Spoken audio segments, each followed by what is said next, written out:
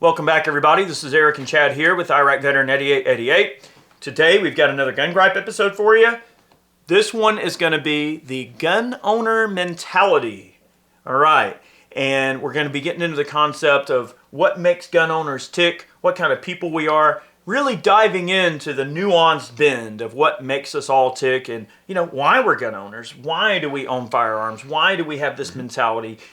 What are we trying to accomplish in life? What are our goals? And look, this is a pretty important gripe. We've been thinking about this a long time, about how to articulate it. And I think you'll really come away from this one understanding things quite well. So give us a little bit of your time, and I think you'll really enjoy this video.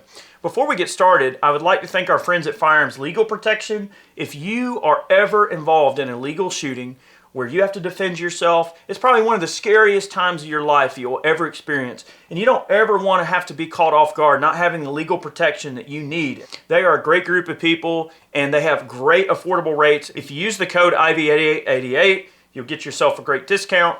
And right now, they are running some great specials. So check them out, Firearms Legal Protection. And make sure you got the coverage you need if you're ever involved in a shooting. All right. So we're going to get into this one a little bit. And so this particular concept, I think what we kind of start getting into a bit is people, I think you almost have to start with like these stereotypes. Well, that's people the have thing. the gun owners, right? We wanted to do this video to kind of break down some of the barriers, for folks who may not be gun owners out there that happen to be watching this content. I mean, few and far between, but likely there's some out there. But also to address some of the stereotypes that people place on gun ownership as a whole, and especially the media.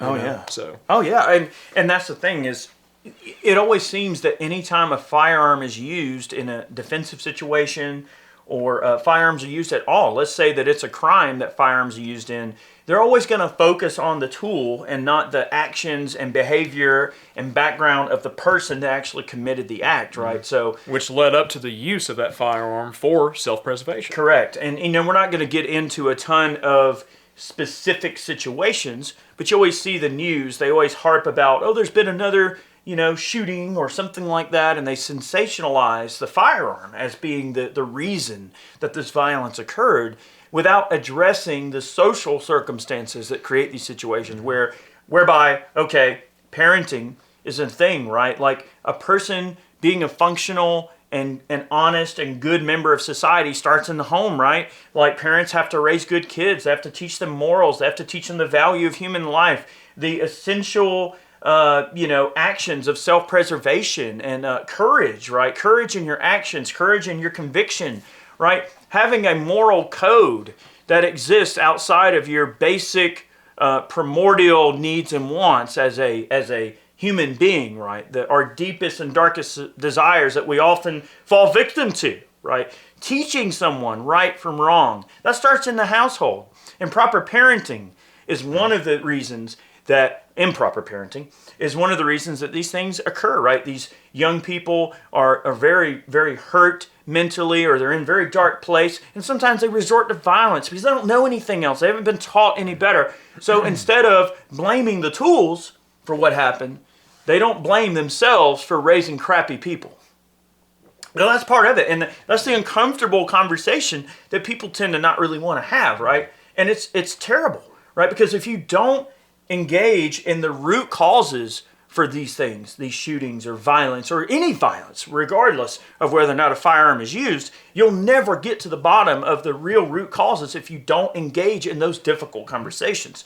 So right out the gate, the stereotypes that exist, people, the media and all these pundits and all the random blue checks on Twitter and all these random folks, they'll always say, oh, well, if he wouldn't have had a gun, he wouldn't have done that. So the stereotype, I guess we would say, is that gun owners, here's the stereotype. We'll break this down. The stereotype is that gun owners have a preconceived and predetermined disposition towards violent actions because they own a gun.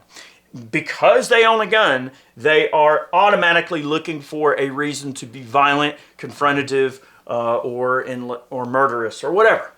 So that tends to be the stereotype. If you're a gun owner, you're looking for trouble, more or less. I mean, one of the things with like this concept of the gun owner mentality is that the media looks at all gun owners as crazy right-wing extremists, right? I mean, we're basically domestic terrorists to these people.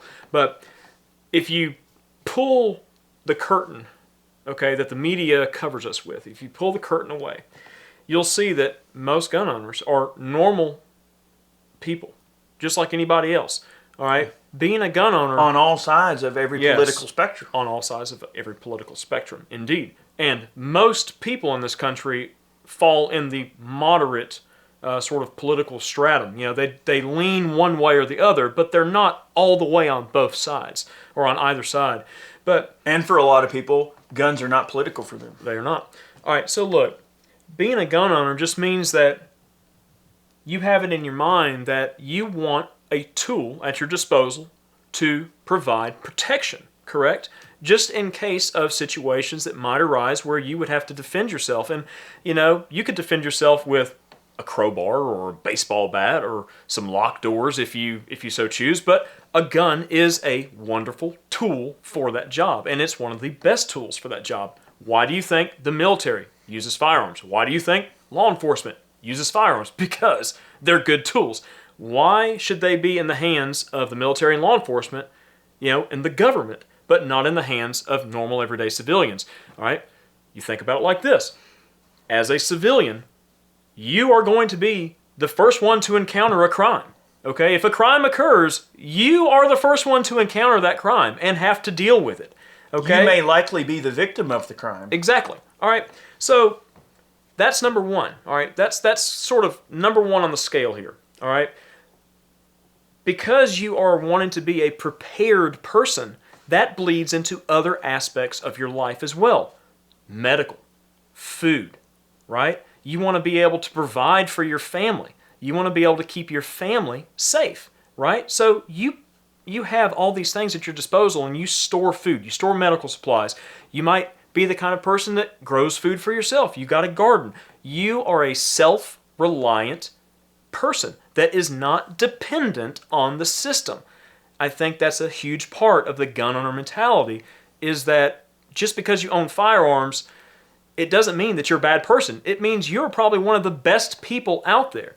You don't want to be tied to anybody or anything, okay, in society as a whole. You want to be able to separate yourself from society if it came down to it, and know that you have the willpower and the mental capacity and the tools necessary to protect what's yours overall. That's 100. That's a great synopsis. You know, I always look at it too, like, you know, I want to know that I'm the kind of person that my sheriff can call me on my cell phone and say, yeah, if it came to it, hey, you know, to know that I'm a reliable person that is worthy of trust, right? And part of that, it comes in a lot of different forms. But when you know, if you've got, you know, let's just say a great relationship with your local Clio or more importantly, local sheriff has a lot of power, okay? Absolutely. But being in good with your sheriff, that's important, right? Beyond law enforcement versus civilian, or beyond good people versus bad people, or whatever type of paradigm you ever want to look at it, let's say that for whatever purpose, you'd never see another person another day in your life, and you, I don't know, bought some land out somewhere, and you just minded your own business, and you were not trying to hurt nobody or whatever, and you own a safe full of guns. Those guns are there at your disposal if you need them to protect yourself, or to take game, or to shoot recreationally, or whatever, right? So people are so quick to go, oh, well, you're a gun owner, so you're just looking for trouble, but without saying, well, wouldn't the more correct argument be, well, this criminal tried to use a gun against you, so what? So because I used a firearm to protect myself and defend myself, I'm somehow the bad guy here? Just because I had the predisposition of thinking, well, something might happen and I want to be prepared. I mean, it's so crazy how the negative stigmas are applied to gun ownership. And it is quite confusing to me why so many people make such a big deal about it. I mean, a lot of it has to do with the media sensationalizing things that happen. Anytime a firearm is used in a crime or something like that, they make it all about the gun. They don't make it about the background of the shooter, who they are, what they've gone through, how they were raised, the things they said on social media. I mean, all of these things occur, right? And it's not even guns, right? Say someone drives, a vehicle through a group of people. All right, and then you start digging on social media and find out, well, this person, was kind of crazy, right? Well, so now, evil people are going to commit evil deeds no matter what, right? So I want to have the tools at my disposal to ensure that I can protect my family and my livelihood and ultimately my property and the things that I've worked hard for, and ultimately that's my life. I mean, gun owners define their existence by the things they've accomplished, by their goals, by their dreams and their hopes and the things they want to build for their future. So to simply say that a gun owner has a predisposed, let's just say proclivity for violence or death or wanting to somehow hurt someone, that's very irresponsible. It's very irresponsible to paint someone with such a broad brush, right? Without knowing them at all. Without knowing them at all, and without getting too far down the rabbit hole of situations where people have been, let's just say the media or different social media outlets or whoever has called some person out by name and said, oh, well, you're, and let's just say insert whatever terrible, disparaging name for this person. Oh, well, because you did this, you're this. You're a white supremacist. You're an evil person. You're bad. You're terrible. Whatever, right? Insert whatever amount of random things into the equation you want to paint you with that brush, and it's not true, right? To try to make the mainstream media and mainstream social media automatically hate you by they'll assume, oh well, if they say it, it must be true. That's a very terrible thing. Like how have we gotten to that point, right? I mean, what happened to innocent until proven guilty? And that guilt or innocence, your innocence is presumed. Now, we're not even talking about, let's just say, a shooting where you have to go to court or whatever. We're just talking about life in general, right? Why is it that gun owners are constantly on trial simply for existing? Their life is a trial, right? You understand where we're coming from? You are assumed guilty, even though you're just at large. You've never committed a crime in your life. You're just trying to live your life the way you want and protect what's yours, but you're assumed guilty just by virtue of you being a gun owner. And that's a terrible mindset to have. So just to piggyback on something that Eric mentioned here, this is the same media that we're talking about that grants martyrdom to criminals. All right? They put criminals and criminal activity sometimes over, legal actions. Okay? And that's all I'll say about that. But one thing, too, gun ownership, responsible gun ownership, builds good character. And this is something that has kind of, lost its meaning in today's society. But, back in the day, schools would have shooting teams, right? And you learned responsibility, you learned discipline, and you built good character. Those three things build good members of society and just good people in general. So when they took guns out of schools, and we've had many of the problems that Eric mentioned earlier that you can look up. There's various websites, okay, that talk about modern statistics regarding like fatherless households, children born out of wedlock, things like that, and how it's affected society as a whole.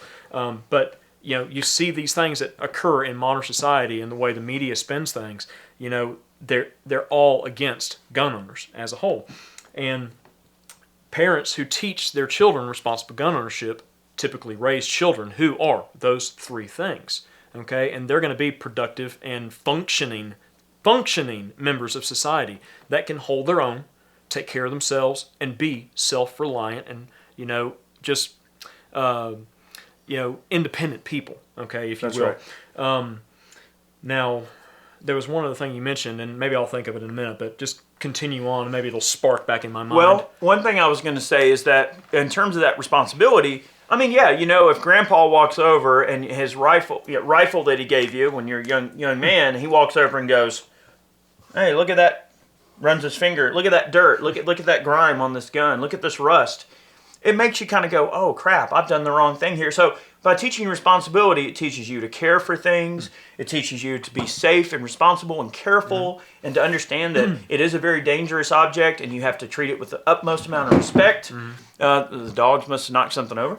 It teaches you that it's very important to be able to harvest your own food and to take responsible and precise shots at animals. If you need to take, a shot at a game animal, it teaches you to own every single shot that leaves your rifle or pistol in a defensive situation. So all of these basic rules come right into play on that we own our actions, and it teaches people to own their actions, right? And that's very important. So the thing I was thinking about earlier was regarding the media. All right, so you see all these criminal acts that happen, okay, and the media portrays the firearm, as Eric mentioned, as the evil component, right? That's the wrongdoer is the firearm, not the person who wielded it in a bad way, right? So the media does not report all the instances where guns were used to preserve life. They don't look at that side of the coin. You take a woman, for example, all right, hiking on a trail or running in a park somewhere, a public park in a big city, right? She carries a firearm for self-defense. Well, 3 people try to attack her. They might want to rape her. They might want to murder her, leave her in the ditch somewhere, right?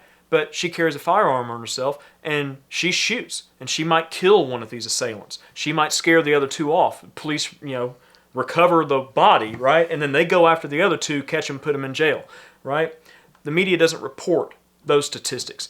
Guns are used in this country more times for self-defense scenarios and for good purposes than they are for criminal activity. And there are many statistics on that through the FBI's website. Over time, they tell the same lie over and over again, and by only reporting one side of the equation, they have people believing that there's some crazy, epidemic of violence and all of this sort of thing, but they don't tell the whole story. Yes. So the person that just unassumingly believes everything they're told by the media or by social media or the blue checks and all that, they think, oh, well, this must be true because these people are saying it. People are so programmed to just automatically believe anything that they see on TV because people literally, they don't call it TV programming for no reason. It's literally programming. You're being programmed to have a preconceived notation about a certain subject. And if you don't do your own research and really get into the facts, you're going to be really misinformed, right? So part of it is to understand also this new wave of gun ownership that's really occurred, like a renaissance of gun ownership that's occurred over the last couple of years. There's been a humongous growth of new gun owners, right? Obviously you see Who are they? The date stamp on this particular video. You can see that, this is kind of while this is all still happening, and just in case you're tuning in like 10 years from now or something like that. So the thing is, all right, you're talking a lot of single ladies. Tons of females are arming themselves right now, right? And there's lots of folks on all sides of the political aisle that are choosing to arm themselves.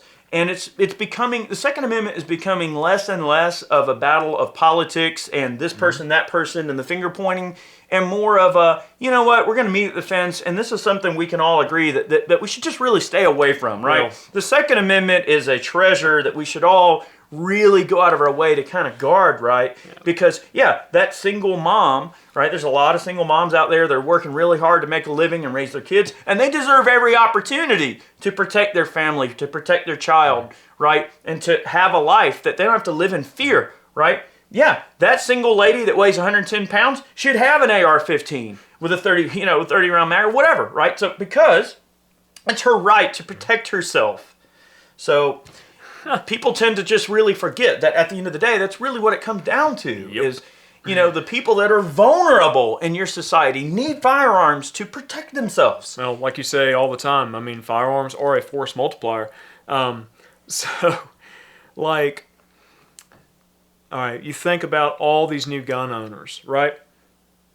They're not just a bunch of crazy old white people, right? You've got tons of minorities that are buying guns, and like Eric mentioned, a ton of women. So the more women and the more minorities that start seeing, through the media's lies and like, I need a gun to protect myself because this world is insane. It's gonna ruin the media's excuse that, it's just a bunch of crazy white people buying guns. So, keep it up. You're not wrong. Throw that notion out the window. That's where it needs to be. It needs to be yeeted in the garbage. Yeah. Right out of here. Get out of here. You're absolutely correct. And I've seen a lot of things on, I like Twitter. I do enjoy Twitter because sometimes it can be a bit of a dumpster fire. I don't think Twitter likes you. They don't like me, but sometimes it can be a bit of a dumpster fire. But Always. one thing I will say is it does expose you to some viewpoints that you might not traditionally be exposed to in your own sort of inner circle. So I engage on Twitter because I want to see viewpoints that vary from mine a little bit, so I can kind of see where people's heads are at, right? Mm-hmm. And I saw a post the other day that showed a black gentleman and his daughter, and they were armed at a protest. And the caption had said something along the lines of like, "Hey, we're providing security for the protesters or whatever." And here's the thing, okay? These pundits on there had posted this in an attempt to stir the pot and make people angry and to try to provoke a response out of people that they thought dang sure would be there, right? They expected a very, what goes without saying, they were looking for a very specific response. What they got was actually quite the opposite. Tons of people from all different backgrounds posting and retweeting and saying, I see nothing wrong here. All I see is a man and his daughter exercising their Second Amendment rights to self-preservation. And looking beyond, all right, well, this person's political views might not align with mine, but you know what? It is their right to protect themselves with a firearm, and they have every right to do it. Yep. And the more we combine our efforts and the more that we, have unity as a group of people and as gun owners, the harder it's going to be for them to drive a wedge between people, because ultimately, people are most easily controlled when they're divided, so they seek the division in an effort to maintain much easier control and much easier ability for them to enact their crazy laws and policies, because people think, oh, well, it's for my own good or whatever. But in reality, when that sort of narrative backfires on them, they start to go, oh, crap, we have to change our tactics a little bit. So it's good to always show some unity when you can, and make sure that people understand that the Second Amendment is a jewel that we don't allow to tarnish or be touched. Like, the Second Amendment must be in its totality, it must stay there for everyone to be able to exercise their rights. Your Second Amendment rights do not come from the government. Okay, the Second Amendment actually reinforces and verifies your rights. Law. Yes, it recognizes the rights you have from birth and tells the government to stay away from those rights. That's what the Second Amendment actually does. So man does not grant the Second Amendment. The government does not grant or allow the Second Amendment, right? You are born with the inherent ability to own firearms, and that Second Amendment recognizes that natural right. You understand? Mm-hmm. People tend to really forget about that. And, I think that when we get into the nuance of the gun owner, that's really where the buck stops. I mean, it's just all about people protecting their communities, protecting each other, being responsible, and having the tools necessary to complete that task. Mm-hmm. No one wants to go out and get involved in some terrible shooting or some situation, but at the end of the day, if you need to use a firearm to protect yourself, well, dang it, if you got to use one and you don't have one, you're in trouble. You need to be prepared for all instances that might occur. Something that Eric likes to say all the time, which is 100% true. The Second Amendment, no matter what we want to think, it is not political. It is not left. It is not right. It is not center. The Second Amendment is for everyone. It doesn't matter, if you're a right-winger, okay, and you think, oh, I gotta vote red because they're just gonna keep my guns in my safe for me. They're gonna help me out with that. We've seen in recent years that there's a bunch of rhinos out there that give two craps about the Second Amendment. Yeah. All they do is tell you what they think you want to hear, so you go in there and you check that box next to their name when it's voting time. All right. And there's a bunch of Democrats. They go on the whole thing about, we're going to ban guns. Well, guess what? There's people on that side of the aisle that own guns too, and they're like, you're not taking my guns. We've seen that so much more lately. And I think that's a huge mentality that does need to improve a good bit, the gun owner mentality. All right, if we show both sides of the aisle that gun owners cross that center spectrum, right? That the left and the right both need to get on board with gun ownership as a whole, Okay? Otherwise, we're going to wind up as a moderate country, which we should be in the political spectrum anyways, with less of this far right and far left crap affecting our daily lives on a regular basis. Yeah. Anyways. And I think also it's important to recognize as gun owners, no matter who you are, that division is there on purpose, right? You know, that letter and that color, that letter next to their name and that red or that blue is all irrelevant, right? Like at the end of the day, they all hate us, really. I truly believe they do. I don't think any of them really, truly are in it for the people anymore. This isn't the government of yesteryear, you know, and to say that things have always been perfect, no, things haven't always been perfect. There's been plenty of bad things that have occurred by people who thought they were doing the right thing. I mean, the road to hell is paved with good intentions. Ding! Right? So we're not saying that people didn't, maybe in their mind at the time, have good intentions for the way things go, but we have to constantly reevaluate the people that we put in these positions and the way that laws are, looked at. I mean, there are so many federal gun laws, thousands of gun laws. Tens of thousands. Tens of thousands between state and federal. But yet, right, those laws are irrelevant to people who want to break the law. Criminals do not obey laws. All it does is make it harder for a good, honest person who wants to protect themselves to have the tools available at their disposal. So, I feel like Milton. You know? All right. Yeah. Excuse me, sir. Did you see U.S. Code 14, Section C, subsection 432? You're not supposed to do that. Yeah. Please, sir. This is my stapler. I mean, so the thing is the mentality of the average gun owner is so much more basic than people make it out to be. Whether it's pro-gun people, anti-gun people, doesn't matter, right? The media and all of their rhetoric and the blue checks and just all of the mainstream social media and the disinformation machine that's just out there, right, on all kinds of different topics, but specifically in this case, guns, right? You know, it's weaponized against people, and it really does paint a negative picture, and it's extremely unfair. And I think that as a whole, firearms owners, you know, the Second Amendment is becoming more and more untouchable by the year. Every decade, the amount of gun owners just grows like crazy. The firearms industry is growing like crazy. I mean, they can't make enough ammo. There's just ammo flying off the shelves and guns flying off the shelves. And trainers are completely booked up for classes. I mean, the Second Amendment community is stronger than ever and more diverse than ever. And as a result, it has made the Second Amendment that much more untouchable. I mean, just look at it right now, the way that the political spectrum in this country is going, and how hard and how much pushback that tons of legislatures on both sides of the aisle are getting when it comes to Second Amendment legislation, and how much pro-Second Amendment legislation is getting discussed and the murmurs of it. I mean, look at this, the Supreme Court now hearing, potentially a really important case revolving around, carry permits and things. So, we're getting hopefully a little ground, right? So we have to keep that momentum and keep that energy going and make sure that for these decades to come that we're taking back long lost rights that have been ours the entire time. So I think that's really kind of like where we're at in terms of the status of the Second Amendment. Pretty much. And, also, like, I want to see the gun ownership numbers. I want to see them keep trickling up, too. But I also want to see this, it's sort of a new mentality I've seen out there. You can watch the media's ratings, and we're talking MSNBC, CBS, NBC, Fox News. I don't really care about any of them. They're all a bunch of trash, if you ask me. And I love seeing their ratings plummet because no one wants to hear all that bull crap anymore.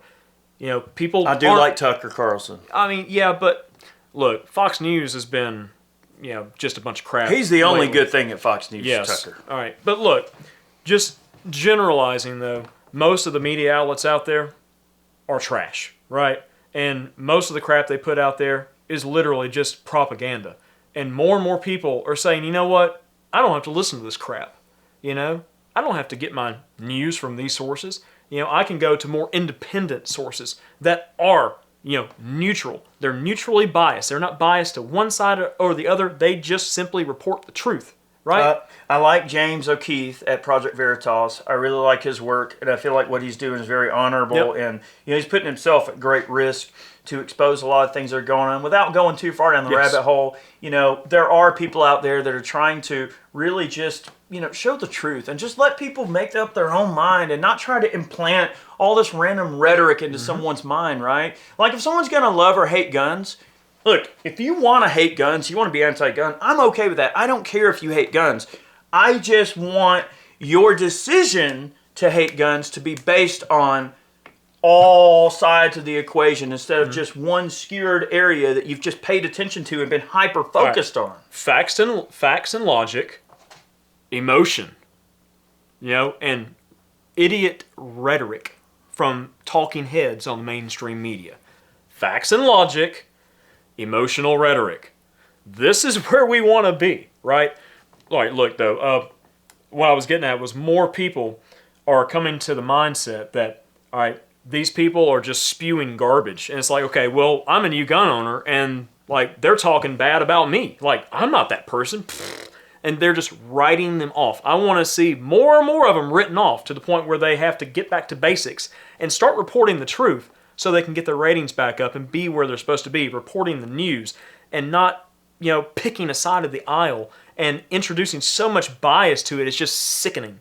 But anyways. Journalism is not... Journalism should not be biased. No. Journalism should just present the facts and then allow the listener to be educated on the facts and draw their own conclusions based on those simple facts. Right? Yes. That's what it should really be. And Why it's is it so turned into difficult? this giant propaganda machine. But without getting onto that, you know, tangent too much, I do thank you for watching today's Gun Gripe. We are going to kind of close this episode. But I think that paints, hopefully, as much of an honest picture of gun ownership as we possibly can. I know we can talk till we're blue in the face, but at the end of the day, to change hearts and minds and to get people's mentalities in a different place, we have to have these conversations. The hard conversations that people don't want to have, that people want to be able to point the finger and go, well, you're not allowed to talk about that because you look a certain way, or you're a certain person from a certain place, or you're from the South. You can't talk about that. That's not allowed. Well, guess what? Sometimes you have to have the difficult conversations to open up people's hearts and minds to see where you truly are in a situation. So hopefully we were as honest, brutally honest, as we could possibly be in this particular video. So we hope that maybe you've got a different mindset now about gun ownership. And maybe if you're an anti-gunner, and you've given us a bit of your time, and if you have, thank you. Maybe, perhaps, you might have a little bit of a different approach to the way you treat gun owners or the concept of gun ownership as a whole. So, Indeed. thank you so much. Have a great day. Many more videos on the way. I want to take a moment to thank all of our Patreon supporters. Also, if you want to support our channel directly, head on over to Ballistic Ink and pick yourself up a snazzy new t-shirt. All the funds we earn will go right back into supporting our channel and putting out these videos. So, many more videos on the way. We hope that you'll kind of go forward in a bit of peace and have a little bit of an open mind. That's all we're asking, right? Look at the full picture before you make a decision. And I think you'll be a lot happier, not only when it comes to the Second Amendment and guns, but just life in general. You'll be more well-informed and a little more at peace as a person in your general life. And I think that's a healthy thing to strive for. Yes, indeed. Have a great day. Many more videos on the way. We'll see you soon. See you guys.